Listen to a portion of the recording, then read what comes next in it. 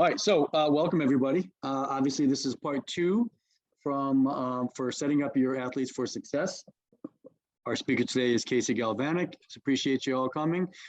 Casey, as you know, is the head coach at Sarasota. Has coached many boats at all levels to A finals at the Olympics, to all of the different world championships, and he's also the head coach of the junior national team system. So, Casey, with that, I'm just going to keep that simple and turn it over to you to introduce yourself if you would like, and then get into it. Awesome. Thanks, Chris. Again, my name's Casey. If you didn't just sit in on part one, it's not a huge miss. It's just really a way to get you thinking about what you want visually in a crew, because a lot of that, something I've learned over the years is you have to trust your eye. Stop looking at, watches and computers and stuff a lot, even in boat manufacturing. So, you gotta trust your eyes a lot. We have these awesome features that help us do a lot of things. So getting into part two is the rigging and testing part, right? So we've developed our technical picture, right? We've come up with what we want to see technically, what we want to see in our rhythm of our boat, and what stylistic additions or performances we want to get out of our athletes, right? Like, I don't know, I talk about style as being, do you pause at finish or do you fast hands away or somewhere in the middle, whatever it is. Like, do you like those little things that aren't truly technical drive pieces? Like, those are the style ads that you're looking for. I look for. It helps me coach, helps you coach, and to communicate your technical picture. So what we need to do is, we've already done that. We need to determine the power that we want to apply, we think we can achieve, the proportions of that power, and the length, right? So how long that will derive, what will be derived from that is how long our drive time is, right? Where we apply the force, how we approach, how we are patient or not patient with the turn, things like that. Then we need to figure out what our needed speed is, right? Our needed speed, and that is for training sessions, how fast do we need to go? And for racing, right? How fast and what is our stroke rate? And I will share this on the screen. Did this show up on the screen? Does everybody see a training speed table? Chris, yeah, I can see it. Yep. Thanks. All right. So this is something very simple. It's a training tool for us that allows us to figure out how fast we need to go if we are training for a specific boat class, right? So I'll change it to the men's 8, high school men's 8. You can see world's best time, because this thing goes over senior A, U23 junior, and high school. This was set in 2019 by Row America Rye. All right. What this worksheet will do, water temperature. I got this originally, part of this worksheet was from an Australian speed table, but I've modified everything on it now to better be utilized for us and all the things I work with. I've also added, instead of just water temperature, which I also modified from a new study, but the wind speed and direction, right? So this is how we determine a certain practice.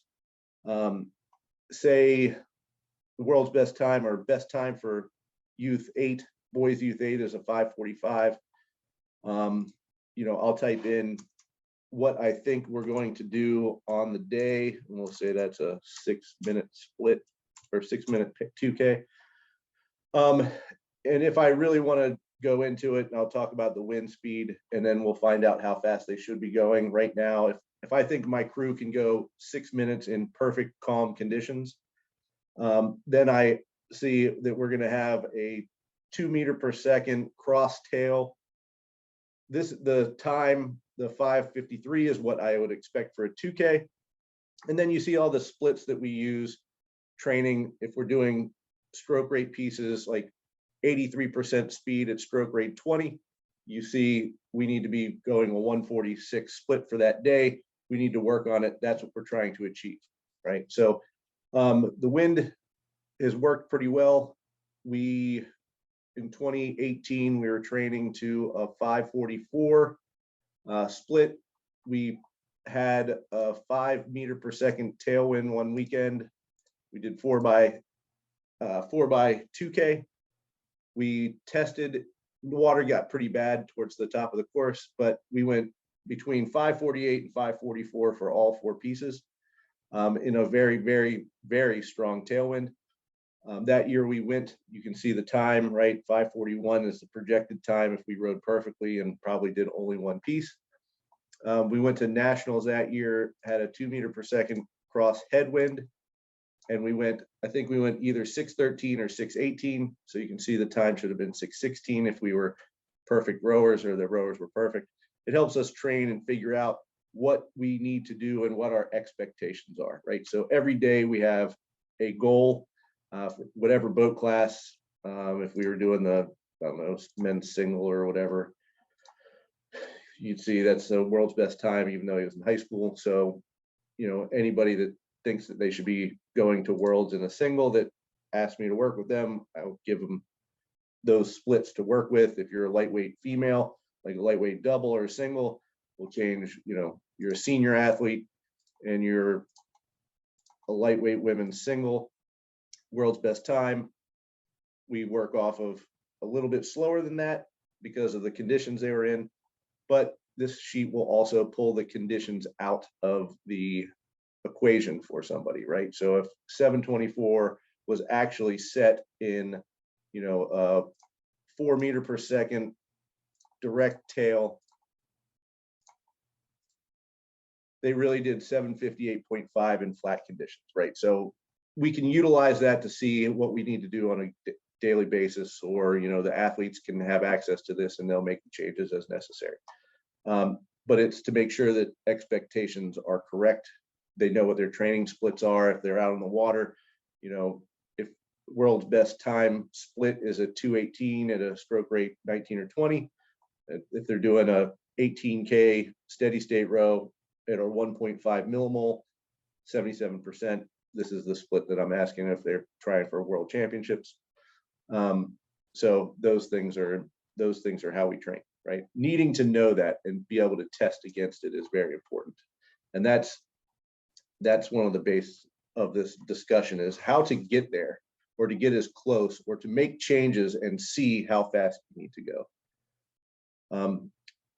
So what you need to do these things, really simple: a watch, tape measure, some other tools, rigging tools, paper, pencil, and a video camera if you really want to be accurate, right?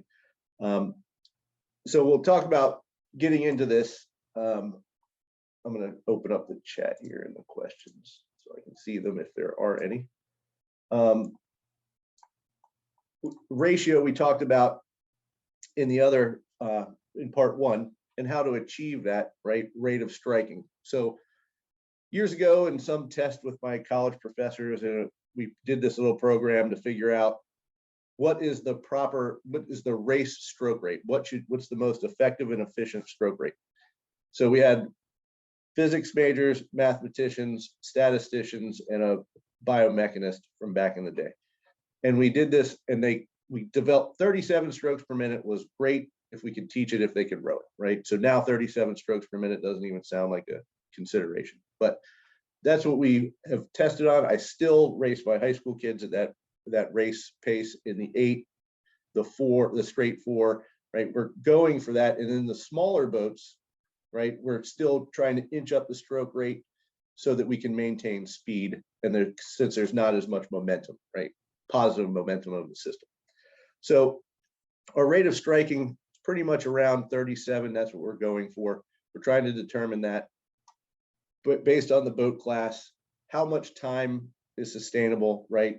In that we can achieve the coordination of the peak handle force or maximal handle force, the time on the drive, and the time on the recovery, right? So we go out real simple, say you rig your women's 8 at 85, 115, 372 or something. I don't know what numbers you might use. But in that, you find that the rate of striking can be very high, and you feel like it's punchy or pokey, right? So you want to increase their range. You find that their angles aren't the same. So the ratio is very punchy, and you don't, that in your technical picture, you want to see a more rhythmic, a more flowing, a more connected body weight on the handle, driven body weight onto the handle type of stroke, right, or drive. So you go out, you test, you decide, okay, well, I'm going to row down the course, do a 1500 meter piece at a stroke rate that I want. It looks punchy. I'm going to make some changes. How do I make those changes, right? So we start with, well, to start on this one, if you guys have questions and you want to ask, let's wait until each slide is done before I move on to the next. But feel free to ask any questions. And since we have this cool chat question answer thing, I'll just wait until the end of the slide. So equipment wise, you start with oars, right? They have a pretty big influence. I mean, I know the boat, but the oars are the thing that's going to also help, right? If you want to, if your technical picture is smashing on the foot stretcher and jamming the blades in, and you have high school girls, then getting extra stiff standard shaft oars, or even like, we'll just throw fat twos on there too, is not the direction, right? Because there's going to be what we talked about in part one, an overloading of the body and a resistance, a shocking of the body to a stall on the drive, right? Once that load actually gets transferred to the pin. So you're going to want to set the equipment up to your technical picture. Now, if you do like the hammer on the front end, then utilize, and you're using fat twos, then going to an extra soft shaft or whatever the softest thing you can get is would be good, because typically, I would say most, a higher than average amount of high school females are not going to be 185 pounds. So there's not going to be a whole lot of momentum helping bend the oar, right? And we need to bend the oar to make sure that the pressure on the pins is correct in the proper angle. No pinching, no wasted energy, not burning yourselves out, doing something that your equipment isn't set up for you to do, right? Maximizing your energy and efforts. All right, so the blade design, right? The shaft or loom stiffness is a big thing, right? You can go with a stiffer blade if you're stronger, because you do want to have some of that flex, and that is adjusted or relative to the amount of force you can apply to the pin. The pitch of the blade in the water, right? Are you pitching 5 and then with a croaker arrow, and also with lateral pitch to help the blade stay shallower so it doesn't go too deep too early, and also create the overloading and the stalling on the drive? Do you have that lateral pitch to keep the blades in the water, also into the release? And making sure your angles are correct, right? If you are too steep of an angle, there's going to be a long, one of the things I first saw when I came back to coaching after an equipment change, I saw like the team I came to was using Smoothie 2 Vortex. And I kept watching the athletes thinking, it just doesn't look right. It looks too slow around the front end from what I'm used to. The turn is not aggressive. And I was having the athletes get on the foot stretcher. Don't think that was different. And it was the efficiency and effectiveness of that blade design was slowing down or stalling what I was looking for in my technical picture of the top quarter, top third. And so I switched back to Smoothie 2 planes, and not very quickly, over a period of time. And then I realized, oh, hey, these are the blades I should be working with if I'm trying to achieve this visual response or provide me with that stimulus that I was looking for, to make sure that I was considering the athletes rowing the rhythm I was looking for. All right. So we forget the boat for now, because a boat's a boat, they float, and there's not too much difference between the boat manufacturers. Some of the stuff like fins and stuff we'll get into later, but or you can ask about, but there's not too much difference, right? It's comfort of the athletes, big piece of it. Foot stretcher, the angle of the foot stretcher, how we apply force to the foot stretcher. Do we press the foot stretcher across the surface of the water, or are we driving it down into the boat? We want to be flat across the water. Push, pull. across the surface, trying to flatten the trajectory of our force, right? Our force vectors on the foot stretcher. And then, does anybody have any questions about that so far? There's none in the room. There's no questions in there. Okay. All right. So then we'll talk about length, right? The rate of striking will definitely affect, right, how much length you can achieve based on your rigging numbers and your load, right? Your gearing or load ratio. So if you're trying to strike at 44 strokes a minute and your boat is moving at 2 meters a second, you are going to have to change what you consider your standard rig to something much lighter so that they can get through the drive, so that you can get the catch angles, everything else that you're looking for. So the one thing about rigging is it's all interconnected, right? So, you know, if you're changing like the catch angle, we'll know that that catch angle, based on, again, how much effect it has, is going to be based on the equipment that you choose. All right, again, go to comp or fat 2 versus, say, a smoothie 2 concept, or if you're in the scale, fat 2 comp, croaker arrow, smoothie 2 plane, or smoothie 2 plane. Those are the ones that are going to increase that time at the catch at that heavy angle. So you're going to want to make sure that you are, again, expecting to see that stall or slower turn, a heavier load early on, right? So those angles, catch angles, release angles, are going to determine your length. Now, right, we talked about in the last presentation about how I used to rig boats, lots of people do, rig boats so that everybody has the same catch angle and the same release angle, so that everything is the same, that you're looking to just have those 2 points, right? By doing so, we'll at least align those things so it makes some things easier. But just because the catch and release angles are the same does not mean that their peak handle forces or the handle forces are aligned, right? Foot stretcher force, any of those things that directly correlate to the pin pressure. So when you are changing those positions, it's really to determine, or for me, it is to determine a new alignment of the angle at which they achieve peak pin force or handle force, and the time throughout the drive that it takes. Okay, so we're trying to align so everybody can be on the same clock. It takes everybody 0.18 seconds to get from the blade touching the water to half drive, right? So that's what we're looking for. We're trying to achieve that angle I'm trying to achieve is 12 degrees off of perpendicular. That way everybody's aligned and we're getting some speed, right? So that's what we're trying to do, trying to find that. If you are trying to find your catch angle or your peak handle force at 25 degrees off of perpendicular, then making sure that you're rigging the boat so that people can achieve that in the ratio or the time that it should take everyone to get there, making sure they're getting to that, right? It's not, oh, 12 degrees is the right one, or 8 degrees or 25 degrees.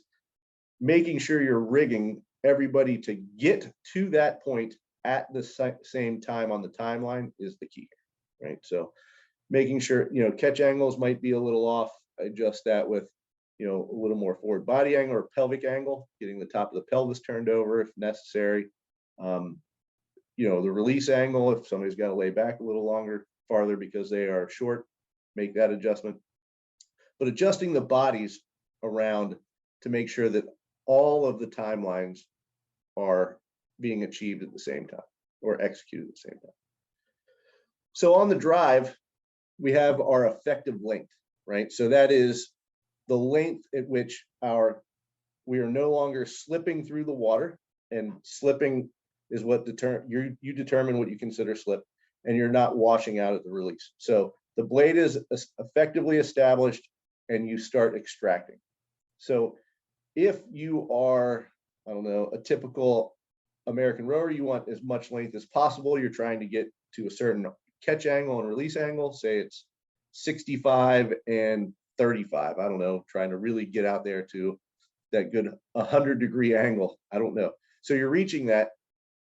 Again, if you reach that angle and you are only fully established above a certain amount of force, if you're lucky enough to use like a peach or something where you can set it to 100 newtons of force, that's where slippage stops.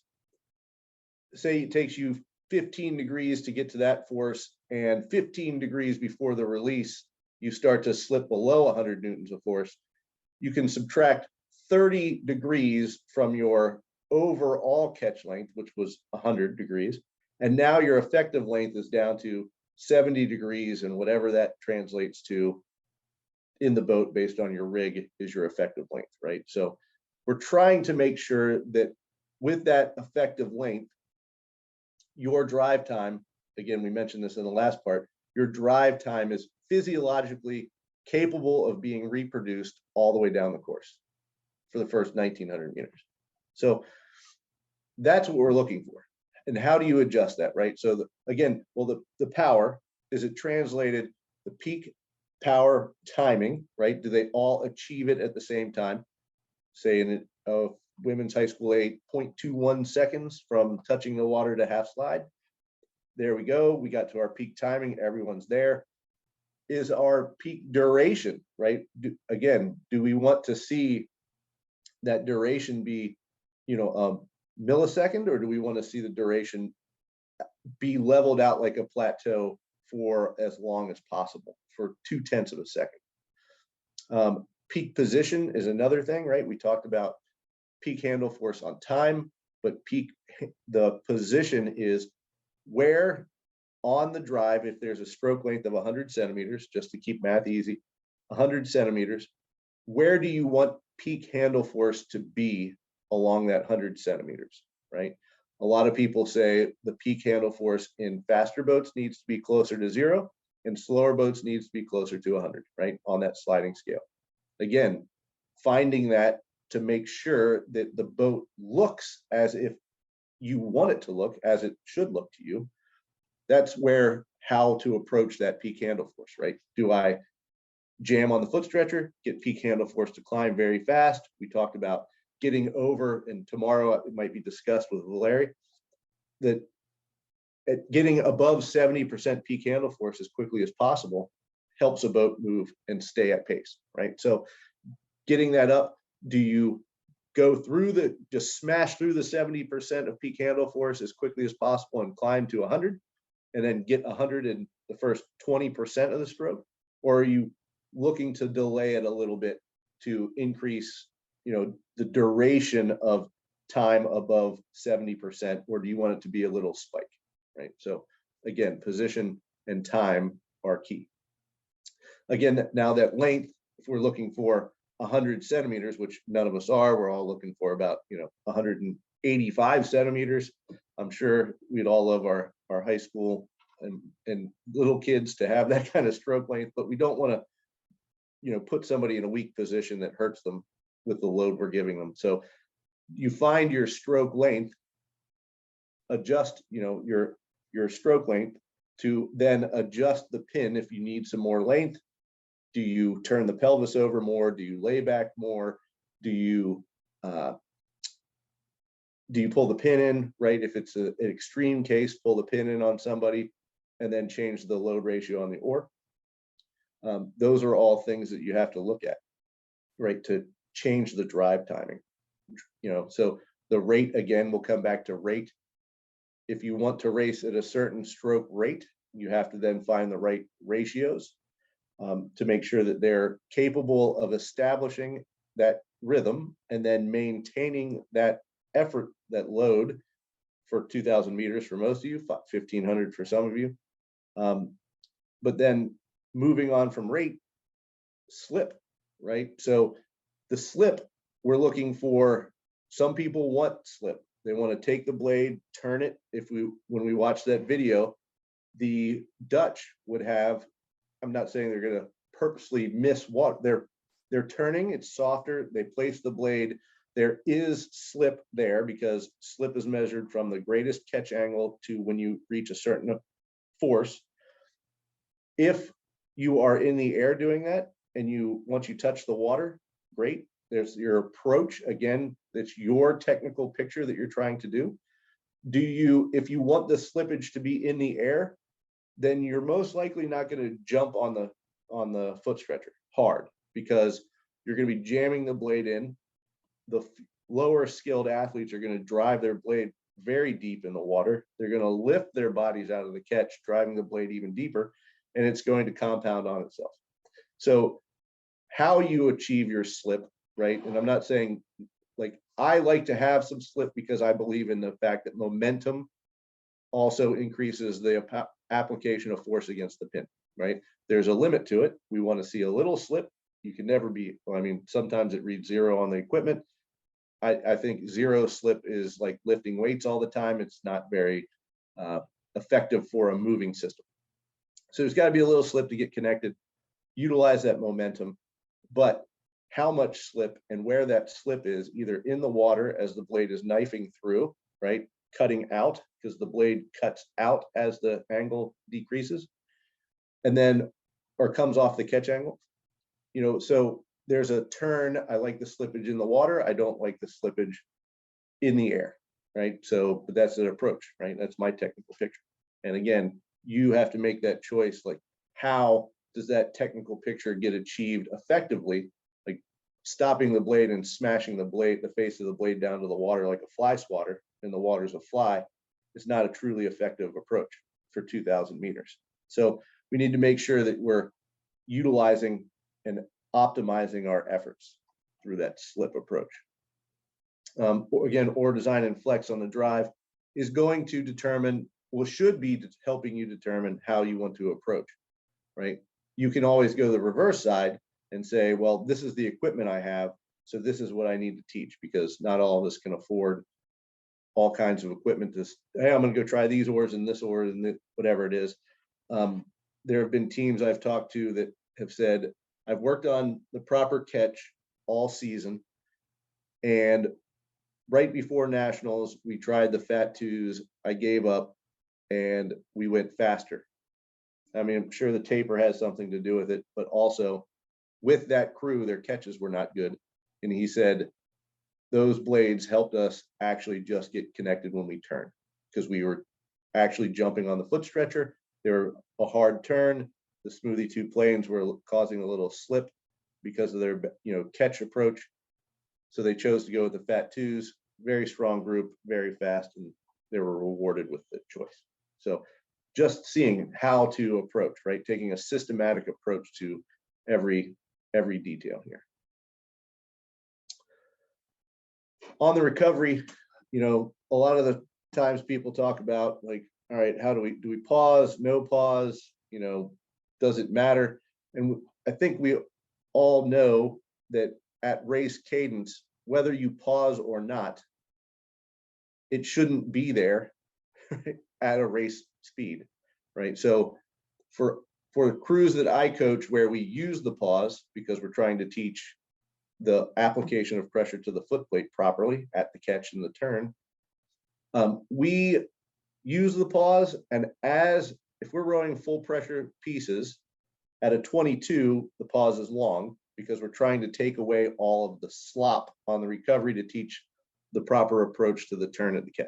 So as the stroke rate comes up, say we're all at full pressure and all things being equal, that pause will become a slight hesitation, a hiccup, and will disappear. And the way we rig the boats, I expect it to be disappeared at a 37-38, right? So for our approach, that's what we're doing. The pause should disappear at 37-38. No pause, right? There should be nice even pacing of the handle at race cadence, but as that cadence comes down, the pause is exaggerated. Now, a lot of people talk no pause or fast hands, and that to me is, it's a great approach, whatever you want to do, science, whatever science you're using to come up with that approach. The only thing that it does is athletes tend to make up for the mistakes of speed and timing on the recovery by catching their momentum on the foot stretcher with fast hands, right? So again, like, depending on how your approach, like, how is it your recovery being managed, the right ratio. And some of the words we talk, like we talk about here, drawing the stern, right? Making sure there's a little bit of positive pressure on the top of the feet as the stern, pulling the stern towards you. And we, in the last class, we talked about, or part, drawing the seat or the boat underneath of the seat of the person in front of you. I know that doesn't work for stroke seat or in a straight boat or a bowcox boat. But then you can also, in a single, just drawing the boat underneath of you or underneath the person in front, kicking the heels under the seat, trying to think about the seat staying in the same place on the water. I've heard a lot from other coaches, right? But drawing that boat underneath of that position, all right? So that you aren't loading the foot stretcher, driving the stern down into the water like we watched in some of those singles. And we watched the approach of, if you rest your weight on the foot stretcher, the stern really drives into the water. If you are in constant motion and drawing the stern and keeping it, the foot plate above the water, surface of the water, that your stern doesn't rise and fall as crest. Right? So the release, let me go back here, sorry. The release, we talk about the shape of the release, right? How to keep pressure on the pin, right? So we talk about shaping the release with the handle. I also talk about, if I had a pencil on the end of my oar handle and the oar was up against the wall, what shape would it be drawing on the wall, right? Or on a piece of paper or whatever it is. There are a lot of other sports that use that, like hitting the ball flat in squash or racquetball or something, and golf, same thing, where the pencil would draw, right? So we're looking for the proper shape to get the blade out of the water. A lot of people talk about pressing to a point and then feathering out of the water.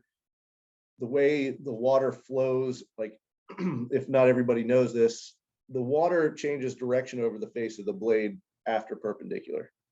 So the water is traveling towards the boat over the blade from the catch to perpendicular, not as much perpendicular, it stalls a little there. But after that, the water rushes down from the boat, the handle side of the oar, down towards the tip of the blade.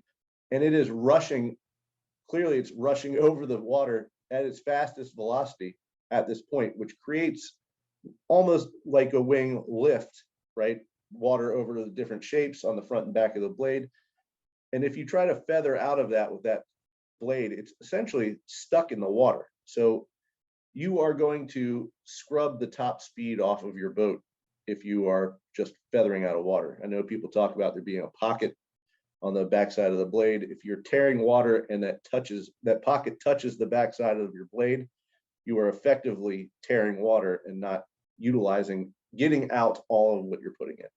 So we need to make sure that we press clear and clean.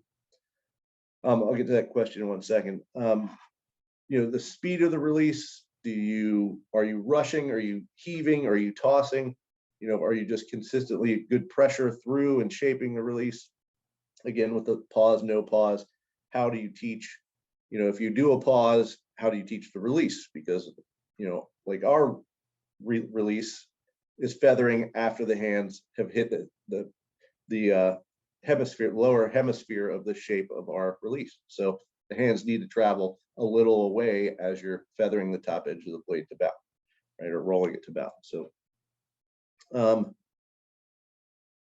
do you talk about drawing the boat to you without having the athletes crash into the catch?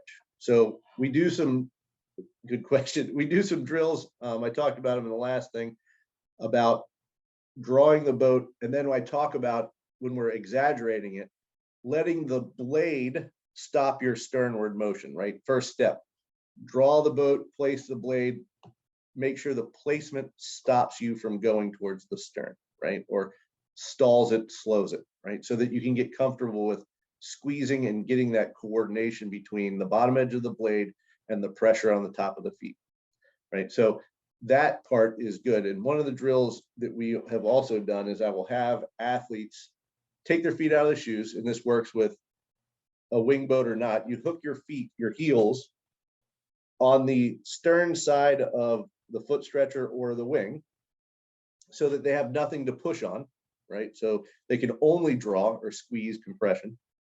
And then finding the place where the blade entry will stop them from hitting their stern, the front stops on the tracks, right? So getting a little feel of that instead of relying on, I've made a mistake, I'm going to correct it on the foot stretcher. I made a mistake, I'm going to correct it with my blade. And next, I'm going to correct it on the next recovery. I'm going to slow down a little bit, right? So you can do that. A lot of people do those reverse ratio drills where they draw and speed up to the water so that you can get comfortable with timing.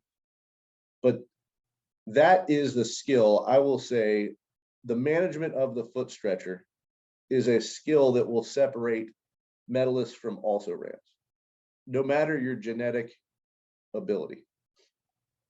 Being able to manage that will step you up so many levels that is what we work on. And I talked about last time and spoke to it a little bit here. The pause at the release for us is learning to manage that, right? Everyone, your job is to place the blade at the same time as everyone else. If I paid you $1 every time your blade went at the right time, let's get focused, right? So just making sure that they feel that. And one of the drills you can do that is one of my top 3 most hated drills, closed eye rowing, right? I just don't understand why people can't have their eyes open and also feel the boat. But again, if you have them close their eyes, they'll start to feel what's happening in the boat, and they will start to feel the organization and the speed at which they need to recover. They will move with the boat, whatever the boat is doing. They will start to find that not being in the void, right? Not creating a yanking pressure on the foot stretcher, but that slight positive pressure on the foot stretcher, drawing the stern towards them all the way into the catch, right? Keeping that hull speed up, keeping the stern out of the water, and then starting the blade to the water. Once the blade touches, interrupting that hand catch motion with the foot stretcher, a push on the foot stretcher. I hope that answers your question.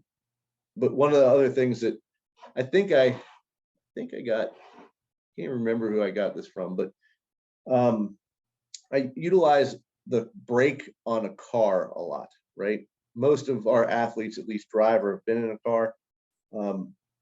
When you're driving you're driving down the road and there's a traffic light ahead, it's green when you're driving, your foot's on the gas, you're keeping the car going. The light turns red. Everybody, I think, has probably played this game that drives. I want to try to coast until that light turns green again, right? When that light turns green again, I get on the gas. If I judge it wrong or I'm unlucky, I get close to the light, I get scared it's not going to turn green, I put my foot on the brake, right? So in rowing, that foot stretcher is the gas pedal on the drive, right? It's the gas pedal you're hovering above on the recovery. And then if you create a misstep, right, your speed on the recovery, you then have to utilize the foot plate as a brake, which is what you're trying to avoid, catching all of that momentum, overdone momentum into the stern, right? So finding that timing and talking to them about what they should feel and recognize is one of the things that will help them. And that's make sure you're using dialogue to create those scenarios. It's not always a drill, because the drills we do mostly are dead boat drills that don't translate 100% to when the boat's moving. So we got to communicate what they'll feel, what's wrong, what bad thing may come from this drill that they're feeling, and to make sure they're not looking for that bad thing once the boat's moving. So I hope that answers your question. So again, now on the catch, we are talking again about handle shape, like how that handle, the shape draws that pencil mark on the wall or a piece of paper, right? And the timing on the foot plate, right? And the direction of force. So all of those things come together. I said just a minute ago, the shape of the catch, right? The handle starts the catch, right? On the recovery, right? I think a lot of us talk about the catch is the last part of the recovery. Well, as those wheels are rolling, the handle, you start to unweight the handle or hook your fingers and add pressure, however you want to look at it. the handle goes up, the blade starts to go down to the water at pace. The blade then touches the water. You turn, that's when you interrupt that handle motion with the foot plate pressure. You interrupt that catch and get moving again, right? So it starts on the recovery and is completed on the drive.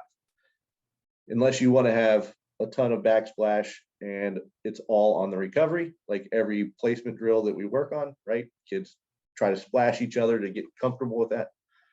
But making sure that interruption of that handle motion, right? It should be interrupted about 10% to 20% of the handle height change from the recovery to the catch. So it creates a different shape than a C, right? It's like a C that hit its head on a tunnel or a bridge overpass or underpass. Gets knocked back a little bit. And then that shape will be determined also by if you kick on the foot plate, you jump hard on the foot plate, or you just press, right? So that shape will be determined by the timing of that press and how quickly and aggressive it is. The oar choice, right? The stiffness, the blade design, all of those things have an influence on how loaded, how quickly the loading of the blade and pin are when you push, right? So you just have to keep that in consideration. All right. Does anybody have any questions so far? No, we're clear on questions, Case. All right. So part 3, secrets. See, everybody thought it was going to be 2 parts. All right. So you've developed your technical picture. You've calculated your ideal rhythm, right? Time on the drive, time on the recovery. You've rigged your standard rig. Now, how do you make changes, right? How are you making changes for each athlete, right? So we talk about the change of the duration of the time or the position of peak handle force or how that curve looks, right? So the things I talk about are thigh angle versus torso angle. And I can't remember the gentleman that did a study on this stuff years ago, but like this was the golden key for me. Like talking about thigh angle, the ratio of the thigh angle change versus the torso angle change from the catch to half slide, or when I'm trying to get, when I'm trying to get peak handle force, right? So you're determining the time to max power, right? We'll just say 0.2 of a second, max handle force, right? And we're trying to get that done at, say, 12 degrees off a perpendicular, right? So if I have somebody that has super long legs, short torso, and really long arms, well, they're going to be able to put the blade in and just stay on the legs longer because they're going to have long legs, long arms. Now, that person's 6'4", or yay, I coach at Yale and I have like everyone 6'9". I'm exaggerating, but most of us are going to have a kid at 6'4" and somebody who's 5'8" that's in the boat. I mean, it's going to have a mix, say boys or girls or whatever. There's going to be a disparity in heights. So what do you do when you have somebody that has average everything? Torso, legs, arms, normal, compared to somebody that has super long legs and long arms. Well, you need to change, if you're not going to change the rig, but you just want the timing of their peak handle force to be different, and with the same stroke length, have the same time on the timeline, we are going to have that shorter person open their body earlier to delay the onset of peak handle force. So their thigh angle to torso angle ratio is going to change, right? So if you imagine watching the old days of the Italian men's 4 quad, whatever it is, they would jam down their legs, almost get them done, open their bodies late, and it was close to a 5-to-1 ratio of thigh angle change versus torso angle change from catch to half slide. Right? There are people that row 12-to-1. Their body angle essentially doesn't change, barely changes to half slide, right? So what we did is we would measure all those angles, all the timelines, everything we did, video and on the RP3. And we would get the peak handle force to happen at 0.2 seconds on the drive, so that everybody was achieving that same time, right? Max peak handle force. And then what we would do is I would give them a number. I'd say, okay, this doesn't work with everybody, but this was great to work with a bunch of nerds like myself. I'd say, you are a 2.8. I need you to be a 2.3, just to give them some mental picture. Like they needed to open their body a little sooner or whatever. Or I'd say, you're a 2.8, I need you to be a 3.9.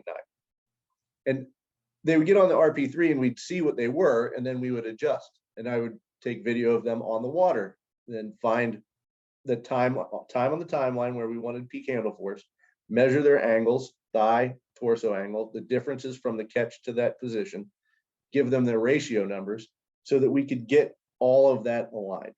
And it was an awesome project, right? And those athletes, some of the athletes, I didn't share with everyone what they were. Some of the kids, I just let them keep rowing. Say 6 of the 8, I would say, all right, you guys make these changes. And the shortest kid was a 1-to-1, right? So he opened his body, changed his torso angle at the same ratio as his thigh angle to achieve peak handle force at the same time as everybody else in the boat. So there were people that were 5-to-1. There was one kid that was 5-to-1 because he was super long. Most of the kids fell with between 2 and 3, right? So that's what we were determining. So we determined that ratio, we recorded the values, like I said, and we went through all that information. So when you are collecting that information, we were making when we added the torso in, it stalled the legs, right? So we were delaying the timeline. I think probably all seen all of those, the 4 types or 4 styles of rowing, Grinko, Rosenberg, all those things, right? You've seen those, and you've seen the peaks that they create, the force lines they create, right? And that's part of your technical picture, right? So adding the body in earlier, you see that the peak force is a little lower, but the duration of that force is longer, right? The higher force is longer, right? And that's what you're trying to do. Like, how do I get these in line, and how do I get out of an athlete the most that I can? And that's part of it there. How to changing angles, change the duration in the water. If I'm changing my torso angle again against the thigh angle, you could get on the erg and do it yourself, right? Open the body, stall the legs. I'm not saying that that's super effective. I'm saying if you open the body and try to make sure the body is active, the legs won't be as active, right? There won't be as much change. If you're opposing that hip extension, that thigh angle and torso angle, and making it change 1-to-1, then you're getting that nice unfolding that some people are looking for, right? And it increases the duration of time that a certain person has by opening and adding the body to the legs. I'm assuming this is not something totally new. But what I tried to do is every time I made a change, I would do it one at a time, right? So I could see, like, okay, and none of this is perfect because you ask somebody to row, make a change. Most of the time they add more pressure during that change.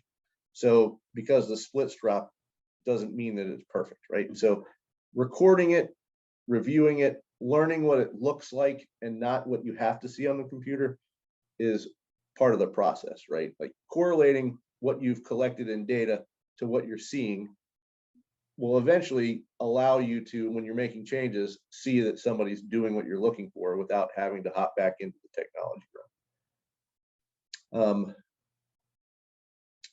So what I wanted to do is, I got some video. This is old time video. And what you'll see in these videos is different approaches to the stroke. And I'm going to go through it, but we'll see some. This is an athlete, was a high school athlete that's U23. This approach was take 20 strokes how you think you should be rowing, right? Again, I got this from the same person that did the thigh angle, torso angle. Take 20 strokes how you think at stroke rate 22. And then we're going to take 20 strokes where you delay the body. And then we're going to take 20 strokes where you open the body a little earlier. And we recorded all of that, synced it with the RP3 data, and then found how we could align people's handle forces in addition to making sure their catch and release angles are the same. And it gave every athlete the opportunity to make changes to themselves and see how they were changing in the screen of the RP3, right? So again, these are full pressure strokes. They're trying to get as much out of every stroke as they can. This is 20 strokes as best that they thought they could do. Try to get to the, then we make a change. See the difference there. He's holding the body a little longer. It's more of a typical sequence, legs, body, arms, right? And then I'm assuming he rested about the same. Hopefully we recorded something else. Okay. And now he's opening the body harder against his legs, right? So we're trying to see how that changed the curves, letting the athletes figure out what things felt like and how those things changed. And we would talk about how that power changed, how the timing changed. You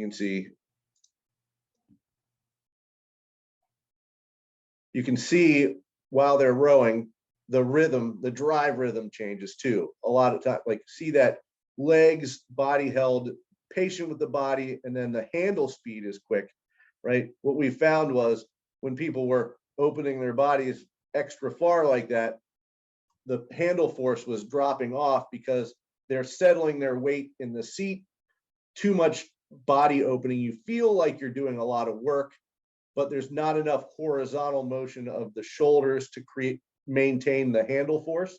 So pressure would come down, then they could drive the elbows really hard and yank on the handle. It made everybody feel real good, but the pressure on the pin went way down.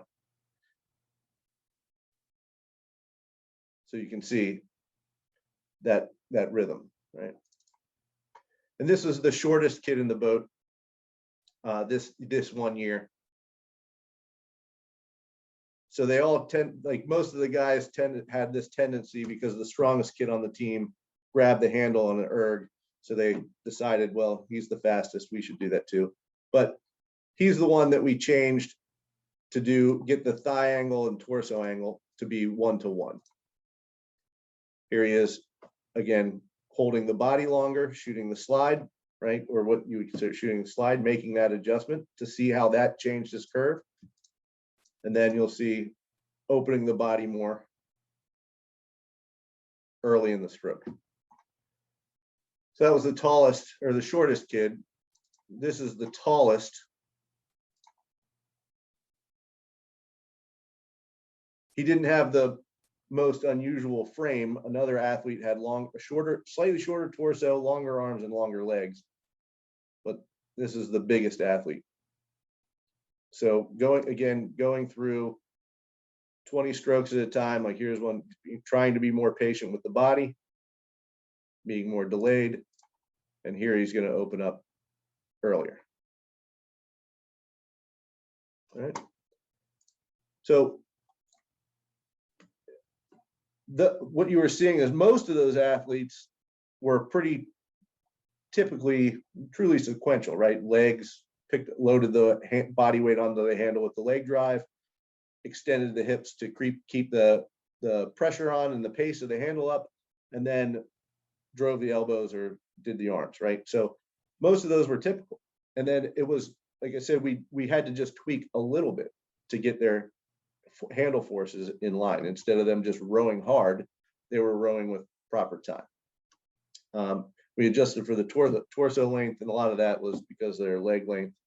But in the end, right, as I imagine that all of you have the same thing, there's rarely is a boat that I'm coaching ever executing my technical picture 100%.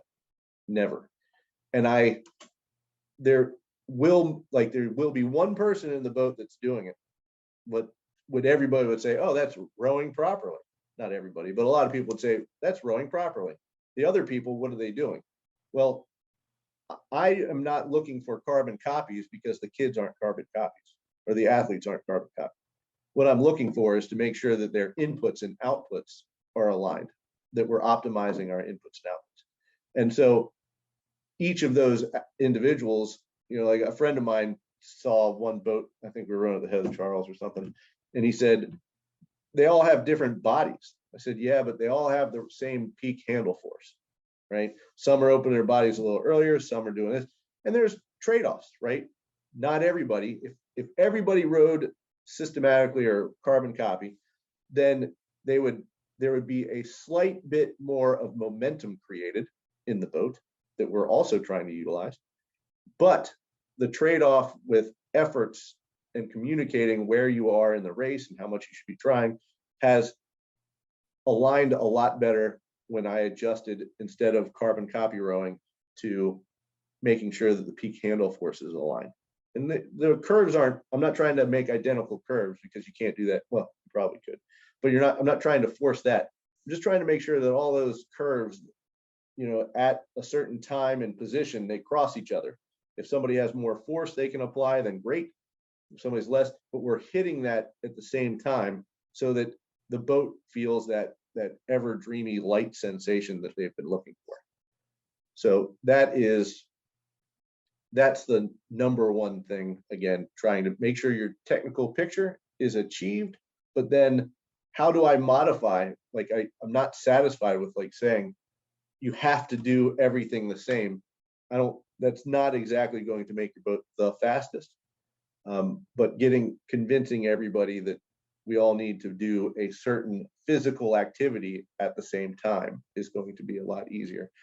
And like I said last time about the, that bad movie Tank, I think that was the name of it. Trying to move a very heavy object, right? So do we look at, trying to pick up a launch, like send 6 kids down to pick up a launch. If each one of them does it at their own time, then it's going nowhere. But if they all pick it up at the same time, it's going to go easy, right? So, I mean, just a simple kind of things, moving a tank. So Jonathan, without Peach, how can we determine where peak handle force is? There's a lot of things, like you can use Empower or Locks. Are you saying no technology? I mean, it's going to be really hard, but you could do it with video to see the flex in the oar, right?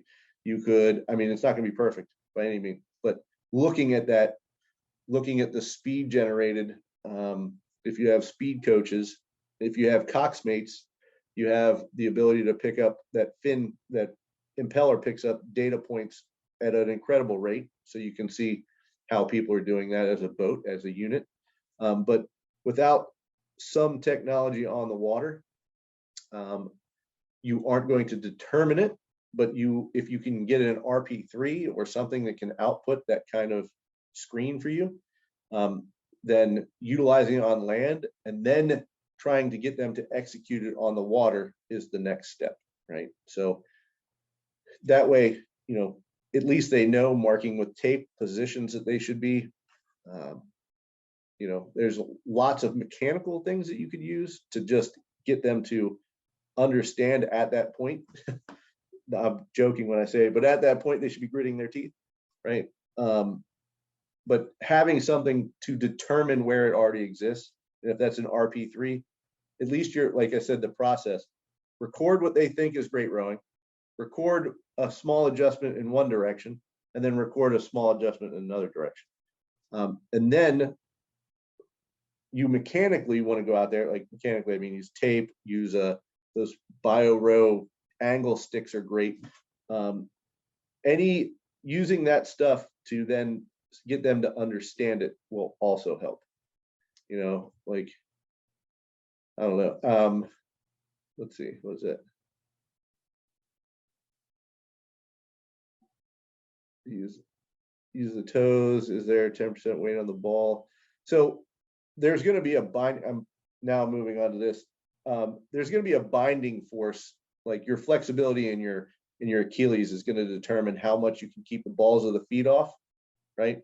What I'm looking for on the foot stretcher is that you aren't applying positive, I say positive and I'll explain why, positive force to the balls of the feet before the blade touches the water. And when I mean positive, I mean active, like using the balls of the feet to perform some kind of slowing or stalling or stopping you. Now, you're going to increase pressure if your Achilles is inflexible and it doesn't stretch, your heel is going to rise, it's going to apply force to the balls of the feet, and that's passive, right? So you're trying, so what I say, and I've heard this years ago, you know, it's like scraping snow or mud off your shoe, right? Going into the catch. Your heel comes up inevitably. For most people, your heel comes up, you try to kick your heel under your seat, but that sensation of drawing the foot down, scraping it down the foot stretcher to scrape mud or snow off your shoe as an example. And then for me, coaching the turn is reversing that approach to make sure that the foot stretcher stays above the water, right? All of the force is horizontal instead of getting into that position where your heels are up, the balls of your feet are bound, and then you push. That immediate push is down into the boat, you know, again, opposing that angle of the foot stretcher. And if you push hard enough or too hard and don't have the coordination to come off the balls of the feet, you'll be stuck on the balls of the feet the whole drive and in your quads, which means you're not utilizing the largest chain of muscles in the human body, the posterior chain, right? So making sure that the heels do get down, and that's why I talked about earlier, you know, draw and then relax instead of draw and jam. Because if you draw and jam, you're going to get stuck in the quads. If you draw, relax, then push, right? And then taking that timeline from a new rower, right? Draw, relax, and push, and that void between the draw and the push is your relaxing time, right? As you get better and better and more coordinated, your draw, relax, push timeline goes to zero, right? So that's what we're looking for. Like once a boat practices together enough, they'll be able to have that draw, relax, push all together. What approaches are particularly helpful when trying to synchronize? The number one thing that I do, new boats, people come from different programs, pause at the release. Just absolutely pause at the release. That gets everybody to at least attack the bow together. They stop, they've got time to think, they've got time to watch and feel what the other oars in the boat are doing.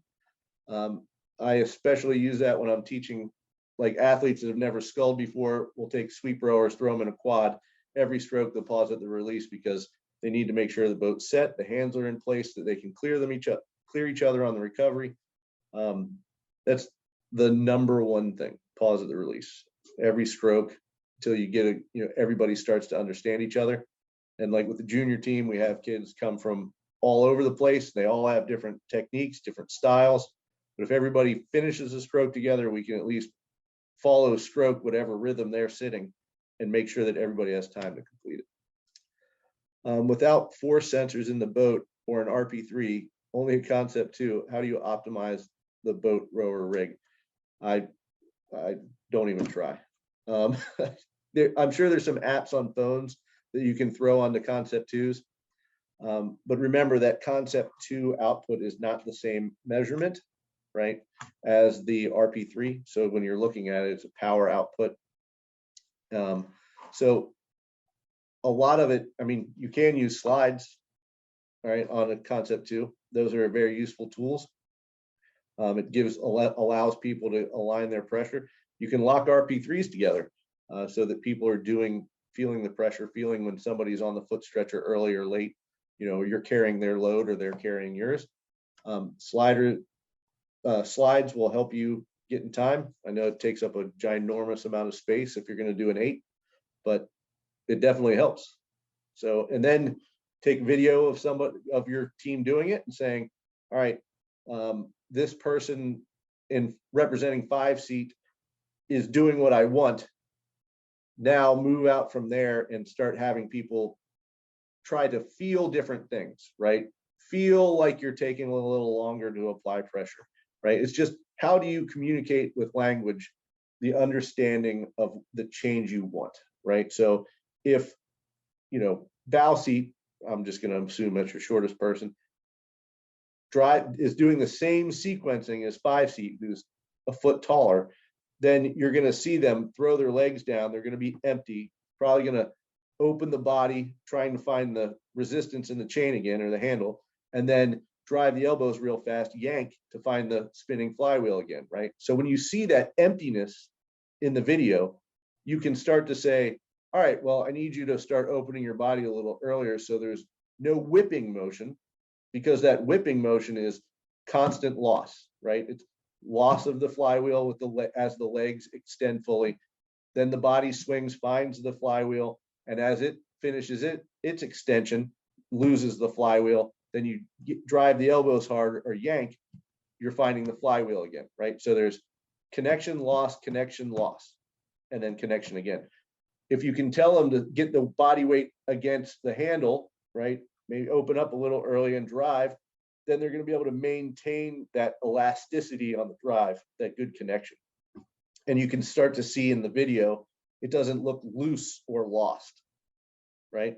And if somebody looks extra heavy, like they're not moving with the group, then have them start delaying their body opening and see if they can start moving and going with that momentum a little bit better.